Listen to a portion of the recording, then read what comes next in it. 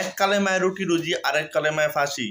বন্ধুরা, স্ক্রিনে যে ভিডিওটি দেখতে পাচ্ছেন এটার সাথে আমরা সবাই পরিচিত। 1107 দিন আগে আমাদের সবার প্রিয় আল্লামা মামুনুল হক গ্রেপ্তার হয়।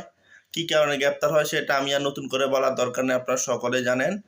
আর 1107 দিন পর আজকে সেই কোরআনের পাখি মুক্তি পেয়েছে। এই জন্য আমরা সবাই কমেন্টে আলহামদুলিল্লাহ লিখে যাই। আমরা আল্লামা মামুনুল হকের বাগিনার পেজ থেকে শিওর হয়েছি এবং তার ছেলের ছবি থেকেও আমরা শিওর হয়েছি। আপনারা স্ক্রিনে দেখতে পারবেন লক্ষ্য করলে। এমনকি আল্লামা মামুনুল হক তার নিজস্ব গন্তব্যস্থানে যাচ্ছেন, তার বাড়ির দিকে যাচ্ছে। আপনারা দেখতে পাচ্ছেন যে জামিনে মুক্তি পেয়েছেন হেফাজত ইসলামের সাবেক কেন্দ্রীয় যুগ্ম মহাসচিব মাওলানা মামুনুল হক। গতকাল বৃহস্পতিবার রাতে মুক্তি খবর পেয়ে মানুষরা কাশীপুর কেন্দ্রীয় কারাগারে গিয়ে ভিড় করে। আর আজকে শুক্রবার তাকে এই মুহূর্তে কাশীপুর কারাগার থেকে তাকে মুক্ত করা হয়েছে।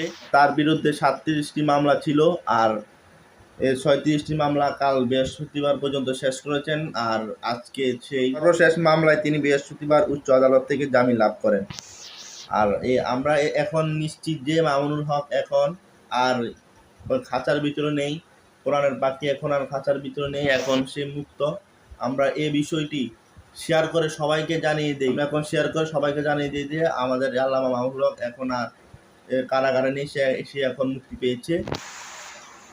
আর লাইক কমেন্টস আপনারা করে যান, আর ফলো দিয়ে রাখবেন পরবর্তী আপডেট জানানোর জন্য। আমরা আপনাদের সাথে আছি।